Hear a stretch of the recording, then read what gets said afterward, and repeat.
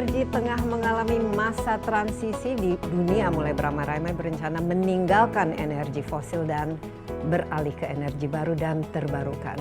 Di sektor transportasi, penggunaan bahan bakar fosil juga mulai ditekan dengan beralih ke kendaraan berenergi listrik. Nah, lalu bagaimana strategi transformasi Pertamina sebagai perusahaan penyedia bahan bakar minyak atau BBM? Insight akan membahasnya bersama saya, Desi Anwar.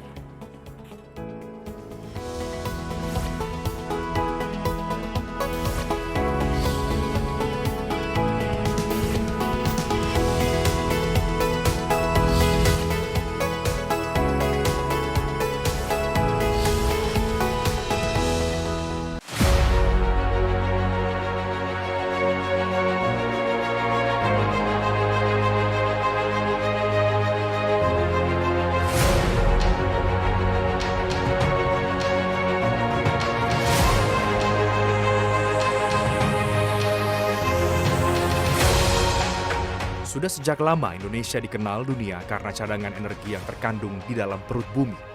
Namun energi fosil seperti minyak bumi dan gas alam tidak akan bertahan selamanya.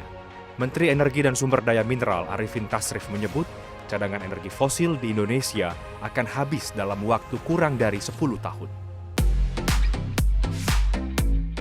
Transformasi menjadi hal yang tidak terelakkan bagi Pertamina sebagai holding BUMN Migas Indonesia yang mengemban amanah dari pemerintah di sektor energi. Pertamina harus memutar otak agar bisa tetap melayani masyarakat dengan visi yang baru. Eksplorasi untuk mendapatkan energi alternatif terus dilakukan. Penggunaan energi baru dan terbarukan atau EBT tidak bisa dihindari. Hal ini sejalan dengan kebijakan pemerintah yang telah menetapkan bauran energi terbarukan sebesar 23% pada 2025 dan 31% pada 2050 mendatang. Menteri SDM pun mengungkap total potensi energi alternatif di Indonesia sangat besar. Lebih dari 400 gigawatt bisa didapat, salah satunya dari tenaga surya. Meski begitu, sumber daya yang sangat berlimpah ini belum dioptimalisasi secara maksimal. Masih banyak pekerjaan rumah yang harus diselesaikan agar Indonesia bisa memanfaatkan energi baru dan terbarukan.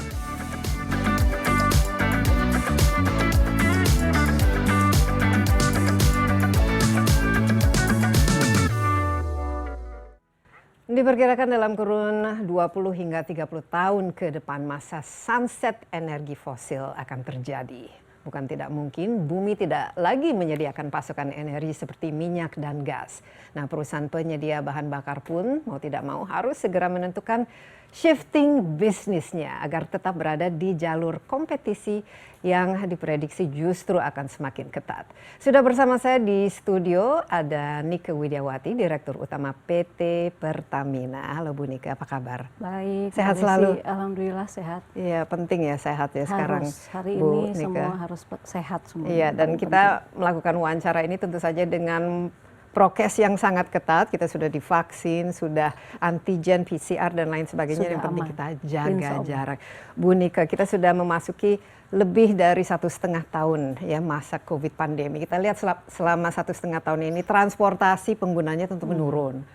Apalagi penerbangan juga semakin jarang ya, dan juga dengan adanya lockdown, work from home dan lain sebagainya, konsumsi energi atau listrik di industri juga semakin berkurang. Ini pasti ada dampaknya terhadap perusahaan seperti Pertamina. Kira-kira bagaimana selama 1,5 tahun ini, Bu Nike? Iya, jadi 1,5 tahun masa pandemi ini, demand luar biasa turun. Dan kita bukan hanya demand yang turun, kita mengalami triple shock. Triple shock, ya. Jadi yang pertama demand turun. Yang kedua adalah fluktuasi harga minyak. Yeah. Di tahun lalu itu turunnya drop sekali. Dan yang ketiga adalah tentu masalah depresiasi rupiah. Ketiga hal ini sangat berdampak. Jadi tahun lalu penurunan demand di kota-kota besar ketika saat dilakukan PPKM, contohnya seperti di DKI, itu turun sampai 57%. Sampai 57%? Betul, di kota-kota besar. Nah, in overall dalam 1 tahun itu turun 25%. Jadi besar sekali dampaknya, baru pertama kali. Nah, ini dampaknya terhadap bottom line Pertamina sendiri seperti apa? Yes, kalau dihitung revenue dan juga bottom line. Nah, untuk revenue turun 25%. bottom line mungkin waktu tahun lalu di semester awal kita sempat mengalami negatif, namun kemudian kita bisa recover itu sehingga di akhir tahun kita mencatat keuntungan 14 triliun. Jadi beberapa langkah kita lakukan, khususnya adalah efisiensi dan juga kita lakukan semuanya dalam saat yang bersamaan. Artinya begini, demand turun, tetapi tanggung jawab Pertamina dalam mengelola energi, menyediakan energi, mendistribusikannya harus jalan terus. Jadi kita tetap jalankan BBM satu harga, semua kita jalankan, tapi dengan cara yang lebih efektif dan efisien gitu. Iya, dan saya lihat tahun lalu persisnya bulan Juni ya, tahun lalu ada transformasi secara keseluruhan ya. Betul. Pertamina memiliki sekarang 5 subholding. Ada 6 subholding ya. sekarang. Luar biasa sekali, dan kita lihat ya dalam COVID ini ada kesempatan juga untuk melakukan resetting atau rebooting dari industri itu. Yeah. Tapi sebenarnya Bu Nike, kalau kita lihat jauh sebelum pandemi COVID-19 ini, sebenarnya bisnis migas Indonesia sudah lama turun kan ya. Yeah. Dan kita dari tahun 2018 saja sudah menjadi net importer. Iya. Nah, Mulai 2002. investasi saya lihat di kilang, eksplorasi itu sudah turun. Jadi mau tidak mau kan tidak ada pilihan, harus dilakukan transformasi. Betul. Cuma betul. sekarang diakselerasi saja. Betul. Apa kira-kira yang ingin dicapai dengan melakukan transformasi ini? Ya, agenda transformasi itu sudah ada dari tahun 2016 yang dimulai dari roadmap di Kementerian BUMN. Kemudian dibuat buku putih dan pertama kali sebetulnya holding migas itu dibentuk di akhir 2018 dengan menggabungkan PGN masuk ke Pertamina. Jadi subholding pertama itu lahir di situ. PGN menjadi subholding gas. Nah, kemudian berjalan Juni tahun lalu kita lahirkan lagi. Ada 5 subholding lagi sehingga semuanya tuntas semua, ada 6 subholding. Pandemi ini justru membuat kita mengakselerasi agenda transformasi ini. Karena Grand Energy Strategi ke depan terjadi transisi yang luar biasa dari fossil fuel ke arah new and renewable energy. Kalau kita masih menggunakan bisnis model yang sama, menggunakan operational method yang sama, tentu ini tidak bisa lagi relevan dengan masa depan. Jadi momentum ini kemudian kita jadikan akselerasi dan dengan adanya 6 subholding sekarang, masing-masing kemudian fokus dan punya tanggung jawab sendiri-sendiri. Ada yang tanggung jawab fokus, kita tetap bisa memperkuat bisnis kita yang hari ini berjalan. Masih core bisnisnya. Yes, core business, migas. Ada juga yang kemudian harus melakukan ekspansi bisnis. Masih dari bisnis yang ada, tapi kita melakukan ekspansi. Jadi lebih luas lagi. Ada lagi yang memang harus melompat ke future. Menyiapkan energi masa depan, yaitu new and renewable energy. Jadi dengan dibagi jadi 6 ini, semua bisa paralel berjalan. Iya, dan tentu saja ini tidak susah ya, apalagi Pertamina merupakan sebuah perusahaan yang sudah eksis cukup lama, dan kalau dulu menjadi cash cow dari Indonesia, tapi sekarang justru kita net importernya kalau tidak salah bisa 20.000 ya US billion ya, 20.000 miliar kita per tahun hanya untuk melakukan impor. Iya. Sebetulnya BBM menurun sih sendiri. trennya menurun ya. Tapi sekarang harga minyak lumayan ya, sudah meningkat. Sudah ya, meningkat lagi. $75 ya per barrel kalau tidak salah. Betul, sudah mulai recover. Ya, Bu Nike tadi mengatakan mau tidak mau kita harus melakukan bukan saja transformasi tapi transisi ke energi yang sifatnya baru dan terbarukan. Kita juga melihat pada tahun saya pernah sana Paris Agreement tahun 2015 Indonesia punya ambisi untuk mengurangi emisi gas sebesar 27% kalau tidak salah pada tahun 29% di 2030. Nah, ini termasuk keinginan untuk memiliki energy mix yang 23% pada tahun 2025 dan 31% pada tahun 2030. Sekarang kita kalau tidak salah hanya 2% baru tapping segala potensi renewable yang kita miliki. Sudah 10%, tapi kalau kita hitung ada geotermalnya, hidronya dan lain sebagainya sebenarnya masih jauh dari target. Betul, potensinya masih besar. Iya. Jadi kalau dilihat total energy mix hari ini, renewable energy itu 10% di 2020 ya. Kemudian oil itu 27%. Coal ini masih besar, masih besar 36%, dan sisanya adalah gas. Ini tentu akan terjadi shifting yang sangat besar karena target di dalam Grand Energy Strategi yang terbaru di 2040 renewable energy ini dari 10% 2030 naiknya jadi 29%. Ya, sementara 2025 kan hanya beberapa tahun lagi kan? Iya, iya. Jadi memang perlu ada lompatan besar gitu. Namun demikian kalau kita lihat dalam 20 tahun ke depan, energi demand ini kan tumbuh. Ya, jadi kalau dari sisi volume, even oil ini dari sisi persentage turun, dari 27% turun ke 16%, tetapi dari sisi volume ini naik. Kalau sekarang setiap hari sekitar 1,5 juta barrel per day, nanti di 2040 tuh naik jadi 2,8. Jadi artinya sebetulnya untuk migas ini tetap harus dilakukan, tapi yang berbeda adalah caranya.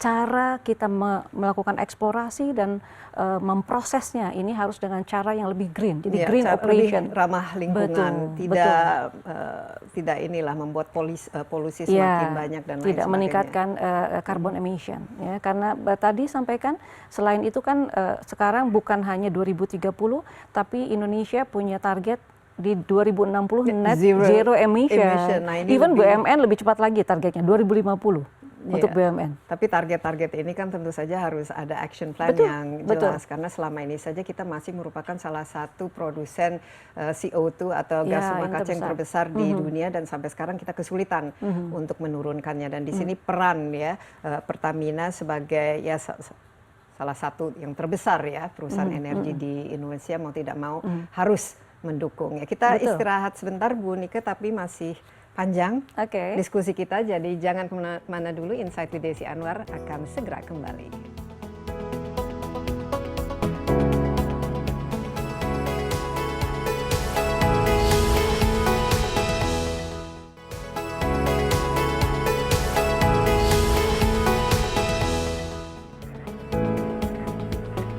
Masih bersama Insight with Desi Anwar. Di studio saya ditemani Nike Widiawati, Direktur Utama PT Pertamina. Dan Bu Nike, saya sempat berdiskusi dengan Menteri BUMN kita baru-baru ini dan membangga-banggakan Pertamina karena punya cita-cita untuk membuat Pertamina pada tahun 2024 itu 100 billion US dollar valuation. Ini kan berarti luar biasa, banyak sekali harapan dan ekspektasinya. Nah, salah satu yang kita lihat telah dilakukan transformasi, atau juga bisa dikatakan sebagai reformasi juga selama ini. Dari bisnis, cara-cara melakukan bisnis sebelumnya dan sekarang, apalagi kita 2050, 2060 ya mengharapkan bahwa kita memproduksi zero emission, berarti tidak ada emisi CO2 yang lepas. Kalau ya paling banyak kan juga dari BBM ya, fossil fuel, dari batu bara misalnya, dari ya pembakaran minyak dan lain sebagainya. Restrukturisasi ini dengan adanya 5 subholding, ini sebenarnya kalau kita bandingkan dengan cara-cara mengelola Pertamina yang dulu sama yang sekarang, itu sebenarnya apa perbedaan yang terbesarnya? Mungkin bedanya kita kalau dulu kalau saya analogikan, kita ini satu kapal induk yang besar. Semua pekerjaan dilakukan di dalam satu kapal induk ini. Dari mulai hulu, midstream, downstream, semuanya kita lakukan secara bersama-sama. Jadi gemuk gitu, besar. Ya. Nah, tantangan ke depan, kita ini tantangannya ini harus masuk ke dalam samudra yang requirement-nya beda.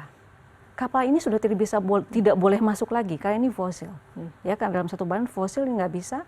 Jadi kita kan harus melakukan bagaimana kita melakukan transisinya, memindahkan semua para penumpang ini agar selamat bisa berpindah ke samudra yang berbeda.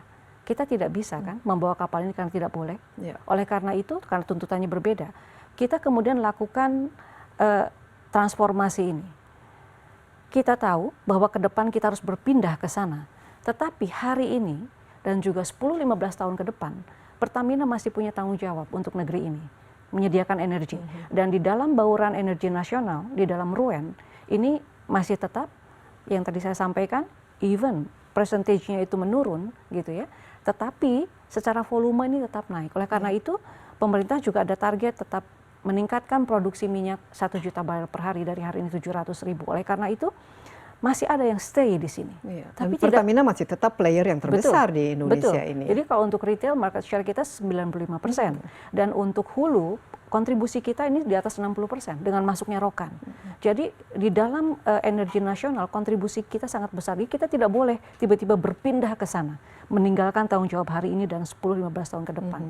Tetapi kita juga tidak bisa mengoperasikan dengan cara yang lama. Harus lebih efisien sekarang. Oleh karena itu, kalau kita gambarkan dari satu Titanic kapal ini, besar ini, kemudian kita bentuk menjadi 6 kapal yang canggih, yang lincah, kemudian bisa berselancar dalam segala cuaca, bisa gitu bersaing ya. juga, bisa bersaing juga, jadi agile gitu ya. Ada 3 kapal yang tetap harus stay di dalam existing business. Satu adalah upstream, karena tadi 60% malah lebih, hari ini produksi kita mungkin 65% dari national production, itu tetap harus. Dan kita invest di sini besar. Di upstream ini dalam 5 tahun ke depan, investasi kita tuh 60% tuh di sini. 60%. Jadi kalau misalnya valuasi Pertamina itu 100 miliar ya US dollar, itu 60% itu nanti lebih ke fokusnya ya, sekitar ke 50 lah, 50 ya, dari sisi valuasi. Tapi investasi harus dilakukan. Kenapa? Tadi Mbak Desi katakan, kita sebenarnya mulai 2002 itu sudah mulai net importer. Dan makin menurun terus ya dari sisi hulu migas. Oleh karena itu, ini kan waktu kita tidak banyak untuk fossil fuel ini, 10-15 tahun. Yeah. Oleh karena itu dalam waktu yang tidak terlalu panjang lagi window-nya, maka kita harus invest. Kita harus explore cadangan yang ada di dalam perut bumi Indonesia. Dan masih banyak kan kalau tidak salah cadangannya. Iya, masih banyak. Jadi dalam hal ini kita lakukan investasi adalah untuk mengangkat atau memproduksi cadangan yang ada dan juga menambah. Karena kita nanti bicara yang kapal yang berikutnya ya. Nah, kapal yang ini kita harus besarkan. Oleh kita invest besar. Yang kedua, yang masih harus existing adalah kilang. Jadi subholding, refinery and petrochemical. Ini pun harus. Karena kita kalau kita bicara tentang undang-undang energi, kita bicara tentang ketersediaan atau availability, tapi tidak cukup itu. Kita kemudian juga selain nanti menciptakan ketahanan energi, harus kemandirian. Jadi bagaimana kita mengurangi ketergantungan dari import. Oleh karena itu kita harus kemudian membangun kilang baru dan melakukan. Dan ini tidak murah ya, dan selama ini cukup banyak kilang-kilang kita yang perlu diperbaiki atau perlu. Kilangnya memang sudah tua semua, gitu ya, sudah sepuh semua. Jadi kita harus upgrade supaya menghasilkan BBM yang lebih baik, lebih ramah lingkungan, dan juga dari sisi operasional bisa menurunkan carbon emission, dan yang ketiga kemudian lebih efisien, dan dari sisi penggunaan crude-nya juga lebih fleksibel. Jadi R&D-nya juga harus mau tidak mau harus fokus ke situ. Itu kalau dari investasinya berapa yang difokuskan untuk membangun di sini ya, di midstream ini kita sekitar 20%-an. Ya, jadi 60% adalah untuk di hulu, kemudian 20% di kilang. Nah, kilang ini nanti kita kembangkan juga ke petrochemical, karena kedepannya harus ini ada nilai tambah. Harus ada nilai tambah, karena ketika nanti demand BBM turun, maka kalau kita integrasikan dengan petrochemical plant, maka ini bisa di shifting ininya, produknya menjadi produk petrochemical yang sebetulnya growth-nya itu lebih tinggi dibanding BBM. BBM kan slightly down, it's slowing down ya. Nah, jadi ini ada kapal yang kedua. Yang ketiga adalah commercial and trading, ya SPBU, terminal BBM gitu ya. Dan ini sekarang juga banyak juga pemain-pemain lain, jadi mau tidak mau harus berkompetisi ya. Betul ya. Nah, ketiga ini memang masih di dalam bisnis yang hari ini ya, masih migas. Tetapi kemudian kita juga menerapkan ESG, ya, environment, social and governance. Dalam konteks ESG ini kita punya target. Tahun 2030 itu menurunkan carbon emission-nya 30%. Kemudian 2050 ini net zero emission. Jadi kita bagaimana nih caranya? Tahun 2020 kita sudah mencapai penurunan carbon emission kalau kita bandingkan dengan 2010 itu sudah turun sekitar 25%, Mbak Desi. Ini adalah dari operasional. Operasional bagaimana kita mengoperasikan kilang. Jadi yang gas flaring yang tadinya dibuang kita gunakan lagi. Kemudian kita juga lakukan beberapa hal untuk energi efisiensi. Jadi energy conservation kita lakukan. Dan di sisi produk ini kita juga kan menghasilkan ada biodiesel, biofuel yang secara carbon emission ini lebih baik gitu. Jadi kita lakukan yang 3 kapal ini existing tetapi dengan cara yang lebih green ya. Nah, ada kapal yang memang harus sudah mulai swing, yaitu gas. Karena transisi dari fossil fuel ke arah new renewable energy ini tidak bisa tiba-tiba. Karena new renewable energy itu intermittent.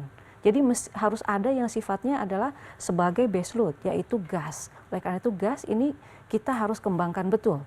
Dia harus kemudian juga didorong dan hari ini dengan diintegrasikannya PGN ke Pertamina sebagai subholding gas, Indonesia atau Pertamina ini memiliki 24.000 kilometer gas pipeline terpanjang di Asia Tenggara. Karena kunci dari pengembangan gas itu harus infrastruktur, ada gas pipeline gitu.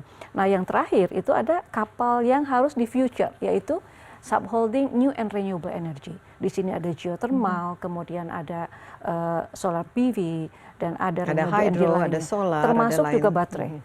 Untuk baterai, karena kita for juga electric masuk ke sana. vehicles ya, Betul, untuk mobil listrik. Dan yang terakhir ini ada subholding shipping yang kemudian kita transform menjadi subholding integrated marine logistic.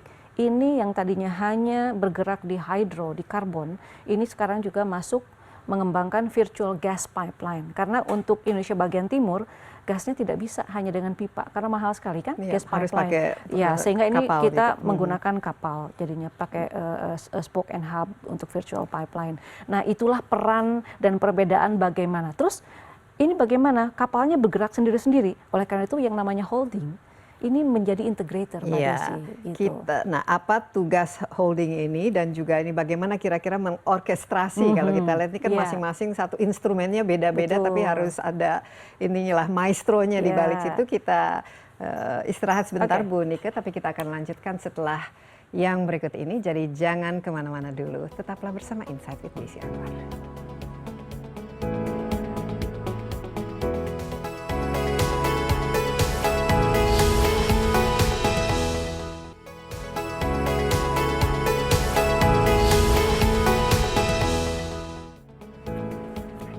Masih bersama Insight with Desi Anwar, kita juga masih ditemani Direktur Utama PT Pertamina Nike Widiawati, dan kita berbicara mengenai transformasi tapi juga transisi energi Pertamina. Tampaknya mau tidak mau bukan saja karena COVID tapi kebutuhan ya dunia kita sekarang dihadapi dengan tantangan yang terbesar bukan saja di Indonesia tentu saja, tapi secara global adalah global warming dan perubahan iklim, di mana mau tidak mau kita harus menekan emisi gas rumah kaca, dan Indonesia sendiri sebenarnya memiliki target yang cukup ambisius, tadi disebutnya 29% ya pada tahun 2030 dan zero emission atau tidak ada emisi sama sekali pada tahun 2050 dan tahun 2060.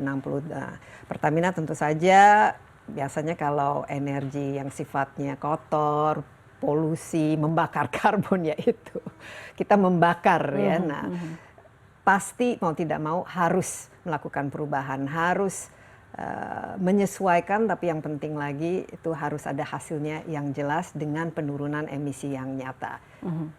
Tidak bisa dipungkiri ya, transisi harus dilakukan karena kita masih sangat bergantung kepada batu bara, bukan saja karena harganya tapi kita juga punya banyak memilikinya. Minyak fossil fuel juga masih sangat kita andalkan, dan tentu saja gas ya, ada LNG dan LPG. Mungkin selama ini kita lebih fokus ke ekspor ya, tapi kebutuhan domestik juga semakin meningkat ya. Iya, demandnya naik. Demandnya naik. Ini ada kapal-kapal yang harus dikerahkan. Holding ini sendiri, apa tugasnya dan bagaimana memastikan bahwa semua kapal ini memang siap tempur, efisien, dan sesuai dengan visi misi, dan ya semua awaknya menjalankan dengan baik dan benar. Good governance penting. That's the beauty of all the holding ya. Jadi peran holding ini tadi sampaikan orkestrasi. Bagaimana menjamin bahwa seluruh proses bisnis dilakukan secara terintegrasi. Oleh karena itu, yang paling penting di holding adalah satu adalah strategic planning. Ini harus kemudian drill down ke bawah, tidak boleh ada yang melenceng karena kita mencapai satu visi yang sama. Yang kedua adalah dalam pelaksanaan fungsi integrator. Jadi di holding ada dua fungsi integrator yang harus secara day to day itu melakukan itu. Yang pertama adalah integrator di sisi bisnis. Karena ketika 6 subholding ini mereka menjalankan target, ada target profit. Banyak kan pihak yang mengatakan nanti kalau sudah jadi subholding semuanya komersial, harga BBM naik dong gitu. Padahal Pertamina ini masih ada penugasan dari pemerintah. Ada public service obligation ya. Betul. Jadi kita harus yakinkan bahwa profitability, bahwa efisiensi tetap dilakukan dari hulu ke hilir. ini tidak bisa mereka kemudian melakukan decision sendiri tanpa melihat dampaknya terhadap keseluruhan bisnis proses dan keseluruhan value propositionnya kita terhadap customer. Jadi ada satu fungsi integrator bisnis, itu di satu fungsi. Yang kedua adalah integrator operational. Kita harus meyakinkan bahwa tidak boleh ada kelangkaan, tidak boleh ada disruption sedikit pun dalam supply. Oleh karena itu, dengan span of control yang demikian luas, maka digitalisasi menjadi penting. Maka di holding ini kita bangun ada command center yang memonitor, mengintegrasikan dari hulu ke hilir. Jadi di ruang di gedung baru kita itu big screen setengah gedung. Ini kita melihat bagaimana operasional di hulu, produksi, lifting, kemudian jika ada permasalahan kita pun tahu penyebabnya apa, di kilang juga, kemudian di seluruh SPBU, masing-masing nozzle, real time. Kalau yang di hulu ini 1 hari, yang di SPBU ini real time. Jadi kita pun bisa melihat transaksi setiap detik per detik itu terjadi di mana, ini sedang mengisi nomor mobilnya berapa. Ini kita lakukan sebetulnya juga untuk memastikan bahwa BBM yang subsidi itu sampai ke orang yang tepat sasaran. Karena dengan kita melakukan digitalisasi SPBU, kita bisa mengcapture data pelanggan, kita jadi tahu dan ini betul transaksi yang kita sebut transaksi tidak wajar ini menurun drastis setelah kita monitor. Iya, karena semua jauh lebih transparan dan semua sudah online. Jadi bisa dikatakan seluruh Indonesia ini sudah online ya SPBU-nya dan juga tahu ya kira-kira kalau kita ada. bisa lihat semua kilang, semua juga kita bisa ada data semua untuk seluruh kilang ada. Seluruh BBM, seluruh pergerakan kapal kita tahu. Jadi kalau misalnya kita ada berita bahwa ada terjadi bencana sehingga supply di sana yang melalui darat ini ada masalah, maka kita kemudian bisa mengatur kapal ini kita arahkan ke sana karena kalau kapal ini real time kita bisa kendalikan. Ini diterapkan sudah berapa lama Bu Nika selama COVID ini, selama sejak Pertamina dijadikan subholding ini, atau sebenarnya sudah ke arahnya situ dari kalau dulu? Kalau program digitalisasi Pertamina ini sudah dicanangkan dan sudah mulai dikerjakan sekitar 2 tahun yang lalu, 3 tahun yang lalu. Namun COVID ini yang kemudian mempercepat juga gitu ya. Dan desain ini memang kita align dengan rencana holding ini. Karena kita tahu kita tidak mungkin bisa mengorkestrasi tanpa bantuan digitalisasi. Gitu. Dan COVID ini membuat ketergantungan kita kepada digitalisasi juga semakin meningkat. Betul. Dalam transformasi manapun, apalagi dengan perusahaan yang begitu ya cukup ikon lah bagi Indonesia, cukup lama, ini kan pasti ada resistensi atau harus ada adaptasinya dan lain sebagainya. Seberapa sulit untuk melakukan transformasi ini Bu Nika, dan kira-kira apa kunci kesuksesannya? Gini, kita harus pertama ya, top management ini harus solid. Kita harus yakin betul bahwa perubahan ini, transformasi harus dilakukan dan ini ada yang terbaik untuk perusahaan. Karena kalau kita tidak lakukan ini, maka kita tidak bisa survive untuk ke depan. Karena bisnis ini sudah tidak relevan lagi untuk masa depan. Dan ini yang kemudian harus dikomunikasikan ke bawah. Pasti tidak semuanya kemudian happy. Pasti, tetapi perubahan itu kan sama halnya seperti ada growing pain di situ. Untuk menjadi perubahan ke arah perbaikan, pasti ada growing pain. Anak-anak kalau mau belajar jalan, tubuh gigi itu kan panas dan sebagainya. Tapi itu adalah proses yang harus dilakukan.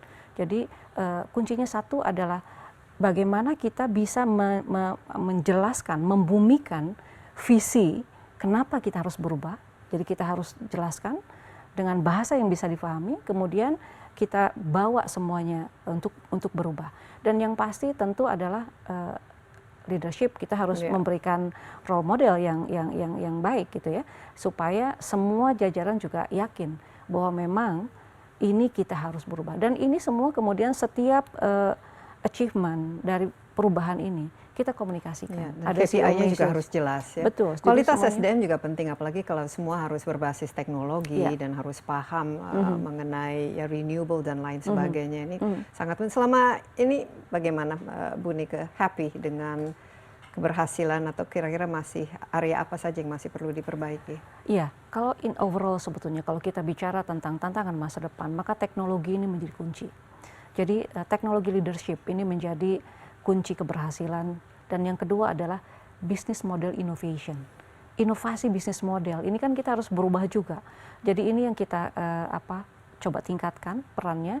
Kalau tadi teknologi leadership, salah satu peran atau fungsi yang kita kembangkan itu di holding adalah itu. Jadi kita backup semua untuk teknologi itu kita ada riset teknologi innovation. Itu ada berapa kira-kira investasi khusus untuk R&D, teknologi dan lain sebagainya? Ya, jadi kalau kita lihat kan kita investasi, Mbak Desi ya, kalau project di Pertamina, project investasi setahun tuh ada 375 project.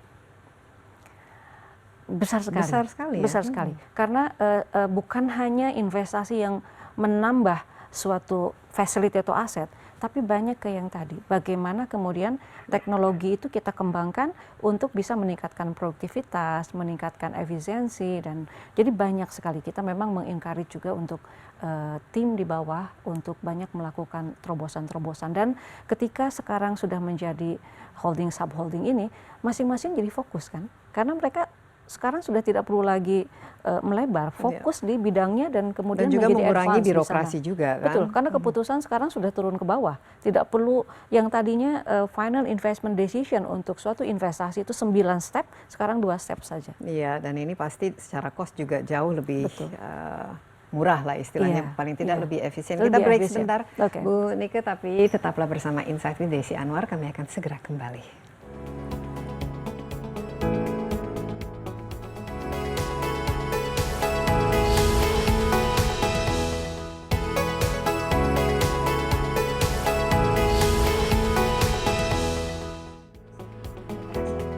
Iya, masih bersama Insight with Desi Anwar. Ada Nike Widiawati, Direktur Utama PT Pertamina. Kita berbicara mengenai transformasi, tapi juga transisi ya untuk energi, khususnya energi baru, energi alternatif, energi terbarukan. Karena Indonesia juga memiliki ambisi untuk meningkatkan campuran atau energy mix, bauran yang selama ini kita mungkin masih heavy, masih sangat tergantung kepada BBM, ya, batu bara, dan kita mau tidak mau sekarang harus juga fokus kepada energi yang berdasarkan misalnya tenaga alam ya, surya, kita punya geothermal. Indonesia apalagi sebagai negara yang ring of fire itu banyak sekali kekayaan alam yang kita miliki yang kita bisa jadikan energi. Tapi sekarang masih 10% ya tadi Bu Nike katakan, sementara target kita kalau bisa tahun 2030 bisa 31%.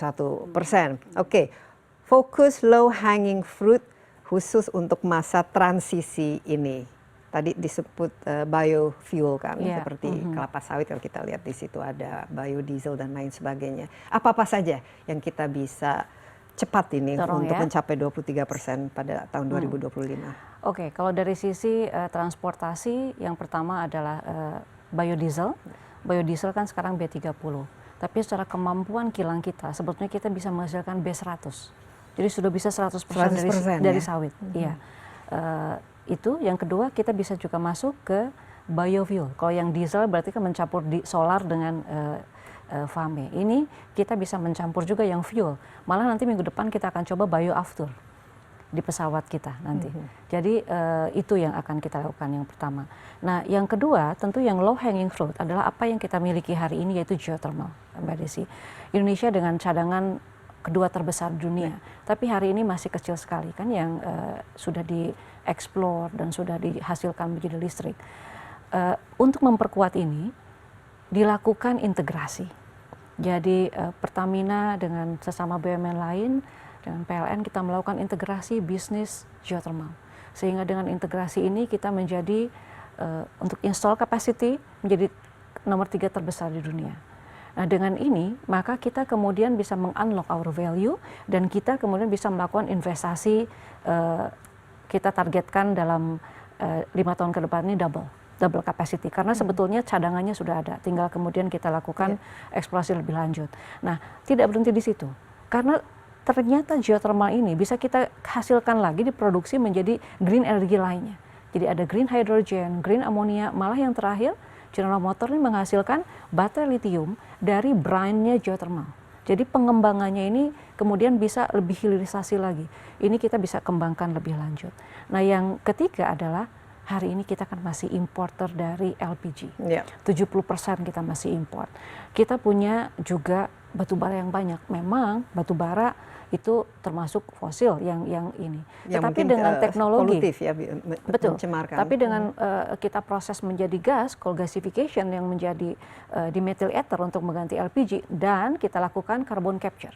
Carbon capture and utilization di storage itu kemudian kita bisa turunkan yang namanya carbon emission. Ya, jadi berarti kan harus ada investasi khusus untuk new and renewable ini yang baru terbarukan ini. Kalau dibutuhkan per tahun secara total sebelum tahun 2025 itu berapa? Ya, kalau tadi kan alokasinya 60, 20, nah ini 20. Ya, jadi 20% lah ke Ya, situ. betul. Dari mana ini? Saya lihat kan banyak sekali juga perusahaan-perusahaan misalnya ingin berinvestasi situ, tapi kan cukup mahal ya. Ini biasanya kenapa sampai saat ini kan agak sulit ya untuk menghidupkan yang namanya renewable ini karena cost di awalnya kan lebih mahal. Ini secara funding dan lain sebagainya bekerja sama juga dengan partner-partner atau bisnis-bisnis lain. Ini kira-kira bagaimana bisnis modelnya supaya bisa cepat diterapkan tanpa tergantung pada ini. Iya, dari equity sendiri sekitar 40%. Jadi equity 40%. Jadi yang sisanya ini dari eksternal. Eksternal ada berbagai macam. Dari mulai green bond, karena green bond juga sangat kompetitif, project financing ataupun partnership. Jadi dengan beberapa model ini untuk source of fund-nya, sebetulnya potensi kita ini besar sekali, Mbak Desi. Tinggal contoh ya, geothermal. Oke, memang di hulunya ini besar karena exploration. Tapi kalau kita kemudian mengembangkan beyond electricity yang tadi ke green hydrogen yang nilai tambahnya itu tinggi, ini kemudian bisa meningkatkan keekonomian. Dan hari ini yang kita sebut brine, jadi kita bisa tingkatkan kapasitasnya, itu juga harganya jauh lebih murah dibanding yang kalau kita greenfield ya. Jadi ada beberapa hal yang kita lakukan dan banyak ternyata ketika kita membuka. Banyak yang tertarik? Banyak yang tertarik untuk melakukan investasi dan berpartner dengan kita. Karena melihat potensi sumber daya alam kita yang luar biasa dan demand energi kita juga kan naik terus gitu ya. Jadi mengenai kemarin saya juga pergi ke ini ketemu dengan Exxon ya. Iya, Exxon itu untuk carbon capture. Proyek besar yang akan kita lakukan carbon, tapi kita juga bertemu dengan investor, private equity dan sebagainya. Jadi kita melihatnya ketertarikannya tuh sungguh besar. Jadi dengan potensi yang ada kita bisa menarik investor untuk masuk. Tapi kalau dari segi regulasi kita bagaimana? Biasanya kan kalau pengusaha ini regulasi ya yang menjadi hambatan. Kira-kira pemerintah sudah memenuhi cukup paham lah dengan kebutuhan ini supaya ini kan harus ada akselerasi ya terhadap bisnis renewable ini. Jadi pemerintah ini kan sudah melakukan revisi dari Undang-Undang EBT, ini sedang berjalan ya, Undang-Undang EBT. Dan kalau yang secara short term dan sudah ini di-approve, ya saya dengar, adalah RUPTL. Jadi rancangan umum penyediaan tenaga listrik nasional pun sudah di-approve oleh pemerintah, dan ini mempunyai target yang very ambitious untuk new and renewable energy. Nah ini bagus sekali. Sinyal yang bagus nih untuk para investor, dan juga begitu banyak juga kemudahan dari sisi insentif fiskal yang diberikan. Insentif itu paling penting. Betul, betul. Jadi itu akan banyak membawa perubahan nih, karena targetnya ini harus kita kebutkan dari 10% nih kan 2025 kan sebentar lagi. Iya, dan kita memang tidak banyak waktu ya untuk itu. Sebentar lagi juga 2030 dan kalau kita lihat sekarang juga sudah terjadi begitu banyak ya bencana alam yang berkaitan dengan global warming atau pemanasan global. Mau tidak mau kita harus mengurangi emisi secepat mungkin. Bu Nika, kalau kita melihat ya Indonesia apalagi dibandingkan dengan negara-negara lain, PR kita kan sangat-sangat ya besar ya untuk menerapkan hal seperti ini. Tadi 20% kan jadinya fokus Pertamina untuk new and renewable energy.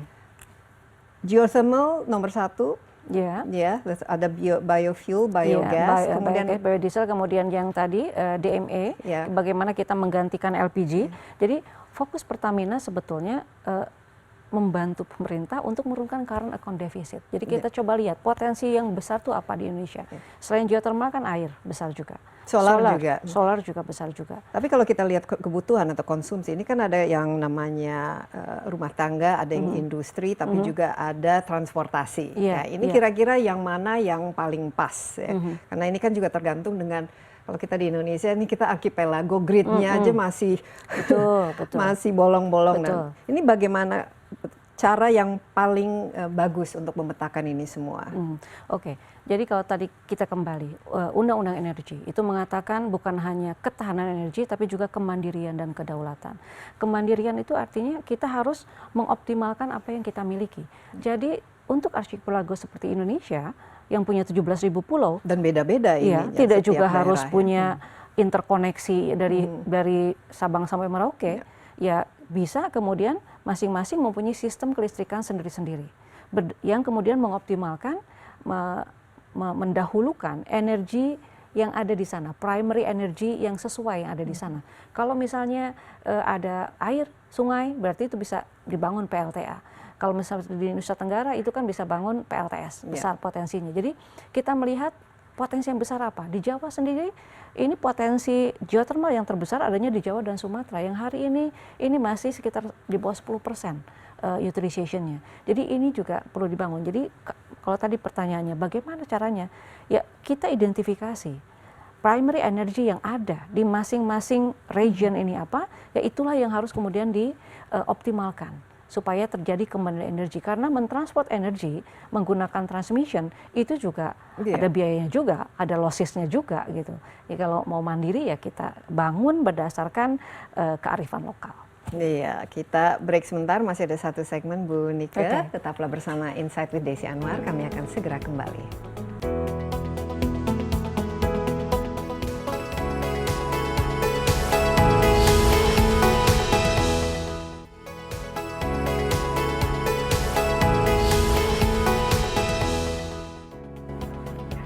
Masih bersama Insight with Desi Anwar dan saya juga masih ditemani Direktur Utama PT Pertamina, Nike Widiawati. Kita berbicara mengenai PT Pertamina yang kita harapkan menjadi istilahnya sebuah perusahaan yang masa depan, tapi harus sekarang karena kebutuhan kita terhadap energi alternatif, energi baru terbarukan harus dimulai dari sekarang. Kita ingin pada tahun 2030 30% dari energy mix kita itu bisa dari renewable. Sekarang baru 10%. Tadi sudah low hanging fruitnya itu sudah ada, tapi sekarang ke depannya itu sendiri di atas 2030 bahkan sampai 2050 dan 2060 harus emisinya itu zero. Ini apa sekarang yang perlu betul-betul dilakukan dan diterapkan khususnya untuk strategi energi Indonesia yang tadi kan disebutkan konsumsi akan terus meningkat, jumlah penduduk akan terus meningkat, tapi juga jumlah penggunaan energi akan semakin meningkat, mungkin bisa 20-30% lebih. Bagaimana? Iya, jadi yang pertama adalah kita terapkan dulu, kita bicara existing dulu, bagaimana mengurangi carbon emission dan existing. Jadi dengan circular economy, kita lakukan bagaimana kita melakukan recycle. Jadi zero waste ya? Iya, zero waste. Jadi dari waste yang ada bisa kita convert menjadi biogas, biomass. Ini sudah dilakukan atau sudah, akan dilakukan? Sudah. Jadi di beberapa perkebunan itu ada waste yang dalam bentuk cair, itu untuk yang sawit namanya pome, itu bisa jadi biogas. Kemudian limbah lain yang bentuknya padat itu menjadi biomass. Sampah-sampah kota sekarang kan ada yang dirubah langsung dibakar menjadi listrik, ada juga menjadi RDF untuk pengganti batu bara di pembangkit-pembangkit batu bara. Jadi yang itu existing harus kita lakukan dulu. Itu satu dari sisi limbah. Yang kedua dari carbon emission yang sudah terbang nih masuk ke udara. Ini harus di-recapture. Yes, betul. Kita harus lakukan carbon capture, baik itu hanya di storage, di inject, di sequestration, masuk ke dalam sumur atau di reuse. Ya, utilization-nya itu apa? Ini kita lakukan, kita gunakan sebagai CO2 EOR, Enhanced Oil or Gas Recovery. Jadi cadangan-cadangan minyak dan gas ini kan banyak yang belum bisa keangkat. Nah, dengan diinjek CO2 ini kemudian bisa terangkat sehingga meningkatkan produksi yang masih ada ya, jadi produksinya bisa naik. Tanpa harus mencari tempat yang baru kan? Betul, jadi bisa dari sumur-sumur. Tapi kalau, ini apa? Ada memerlukan teknologi baru berarti? Iya, carbon capture. Jadi CCUS disebut, carbon capture, utilization and storage. Nah, yang kemarin saya kerjasama itu, ya itu salah satunya itu. Tapi banyak negara yang berminat. Kenapa? Karena Indonesia ini surganya CCUS. Why? Kita punya banyak reservoir. Sumur-sumur tua ini yang bisa digunakan untuk sequestration dari carbon capture ini. Jadi banyak negara yang tertarik untuk bekerja sama dan ini bisa kemudian mengembangkan supply chains global. Ya. Jadi bagus sekali. Jadi kalau sekarang Houston itu juga memposisikan diri sebagai tempat untuk sequestration. Ada 11 perusahaan besar yang melakukan sequestration di sana, dengan otomatis juga bisa meningkatkan produksinya. Nah, Indonesia ini akan kita bangun seperti itu, yang salah satu program atau salah satu yang akan kita lakukan untuk menurunkan carbon emission. Nah, itu bisa cepat. Ya, dan optimis ya Bu Nika kita Iya, bisa lakukan zero bisa emission lakukan. 2050, 2060 Iya, itu bukan iya. utopia atau mimpi yang mustahil. Iya, kita jadi kalau kita lakukan. lakukannya untuk yang energi yang akan dibangun, listrik baru gitu ya, pembangkit-pembangkit itu kita new renewable. PLN sendiri kan ada program untuk kemudian mengganti ya, untuk yang PLTU yang sudah lama, sudah tua, itu kita ganti dengan renewable energy. Nah, yang paling penting adalah karena 10-15 tahun ke depan ini kita masih harus memproduksi migas, maka kuncinya adalah bagaimana carbon emission yang dihasilkan dari produksi ini harus kemudian kita reduce dengan cara tadi carbon capture. Ya. Jadi tetap kita tidak bisa 100% mengganti menjadi renewable, itu tidak mungkin. Tapi Karena justru mengurangi emisinya, karena emisi yang gitu. membuat Jadi itu pencemaran. in paralel ya kita lakukan. Nah, Pertamina sendiri selain kemudian di situ kita tahu bahwa memang nanti fuel demand akan turun, maka kita juga sudah mulai invest di EV.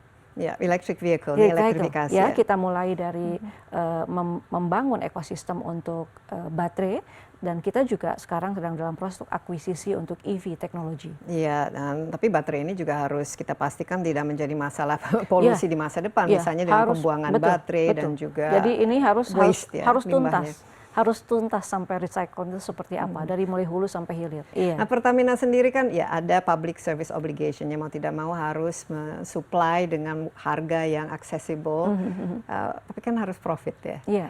Jadi bagaimana, di mana revenue fokusnya itu datang ya, cash cow yang paling diharapkan, karena semua ini kan membutuhkan investasi yang cukup besar, apalagi dari sini R&D-nya, teknologinya, belum lagi membangun dan memperbaiki kilang-kilang dan melakukan eksplorasi yang masih banyak ya, kita sebenarnya jumlah reserve yang kita miliki. Dari mana nanti profitnya? Jadi kalau kita lihat sekarang revenue generator kita itu 80% itu dari hulu. Revenue generator itu dari hilir. Dari hilir, bukan dari hulu, karena tapi kita profit kebalik. Profit 80% dari hulu. Profitability. Jadi revenue generator itu adalah hilir, tapi profit generator adalah hulu. Gitu. Jadi ini kok bisa demikian? Padahal kan kalau kita lihat di harga BBM kan masih disubsidi ya sampai sekarang ini, kedepannya saya rasa masih akan tetap disubsidi paling tidak sedikit ya. Ya, karena di hilir ini kan tidak semuanya disuplai dari hulu Pertamina. Karena ini sebagian ada yang dibeli dari K3S lain, ada yang kita beli dari bagian negara, ada yang dibeli dari impor. Jadi banyak pemainnya yang lain. Iya, jadi ini tidak seluruhan supply chain kita kontrol. Tapi yang di hulu ini kan keseluruhnya memang dalam kontrol kita. Apalagi sekarang ini meningkat ya setelah Rokan masuk. Jadi inilah our cash generation dalam profit ya, di profitnya ini. Namun ke depan kan ini juga harus shifting. Nah, apa ini? Petrochemical. The next revenue and profit generator kita itu harus ke petrochemical. Karena petrochemical ini demand-nya naik terus ya, dengan lifestyle ke depan. Jadi dengan hulu yang sudah kita kelola dan kendalikan, dengan kilang yang kita sudah upgrade dan integrasikan dengan petrochemical, maka kemudian kita menjadi pemain petrochemical besar yang menguasai hulu dan hilir. Belum ada loh hari ini di Indonesia, semua masih di hilir. Kita ini bisa dari hulu ke hilir. Jadi value added creation-nya ini akan besar. Jadi our next generation, baik di revenue maupun itu kira-kira berapa tahun lagi? Kita sekarang sudah mulai membangun. Jadi kalau sekarang market share kita masih kecil, masih sekitar 10%, tapi kita sekarang sedang membangun ada pabrik polipropilin di Balongan dan juga olefin di TPPI, kemudian di Balongan petrochemical kerjasama dengan luar, dan juga di Tuban kerjasama dengan Rusia. Jadi ini kapasitas kita akan naik 11 kali lipat. Ini sebenarnya kan mimpi Indonesia sudah lebih dari 20-30 tahun memiliki industri petrokimia sendiri. Dan karena ini, selama ini kita kan lakukan impor. Sementara impor masih 80%. Iya, sementara kan di situ value added-nya ya. Nah, itu sebetulnya setelah ada 4 pabrik besar yang kita bangun, ini kapasitasnya akan besar. Malah kemudian bisa untuk ekspor. Untuk yang specialty chemical ini kita bisa ekspor. Dan dari situ kemudian akan tumbuh industri-industri hilirnya. Contoh ya sekarang, ketika terjadi pandemi, obat-obatan kita kan bahan baku obat masih impor. Ternyata dari petrochemical kita bisa membangun pabrik obat untuk paracetamol. Dan kita sedang dalam proses untuk membangun di Cilacap. Kerjasama dengan Kimia Farma untuk bahan baku obat paracetamol sampai ke hilirnya. Jadi ada banyak yang bisa kita produksi. Tapi ini wajah Pertamina masa depan ya, luar biasa. Dan kalau memang kita sudah memiliki industri yang basisnya itu nilai tambah, ini pasti kan akan jauh lebih bagus buat perekonomian kita. Ngomong-ngomong, nanti kita sudah hampir memasuki kuartal keempat tahun 2021, tahun COVID juga. Kira-kira pembukuan akhir tahun ini bagaimana? Dibanding dengan tahun lalu? Dibanding tahun lalu ada peningkatan. Ada peningkatan. Karena demand ada peningkatan walaupun belum balik ke asal. Tetapi kalau dibandingkan tahun lalu peningkatan sudah mulai kelihatan. Jadi kita harapkan dan juga harga minyak juga membaik ya. Jadi tentu kita harapkan insya Allah bisa lebih baik. Bu Nike optimistis kita bisa mencapai target kita 23% tahun 2025? Saya yakin bisa. Kalau Bu Nike yakin kita harapkan memang akan terjadi. Sekali lagi terima kasih banyak. Sama-sama. Bu Nike kelihatannya ini brain ya di belakang dari restrukturisasi, transformasi, reformasi dan juga transisi energi Pertamina. Luar biasa. Terima kasih Sekali lagi terima kasih banyak. Stay safe selalu, sehat selalu. Demikian Insight kali ini. Jangan lupa Anda juga dapat menyaksikan tayangan ini di cnnindonesia.com dan di YouTube CNN Indonesia Insight with Desi Anwar. Kita masih dalam suasana COVID-19, jadi jangan lupa rajin mencuci tangan, menggunakan masker, dan hindari kerumunan. Sampai jumpa, stay safe, bye-bye.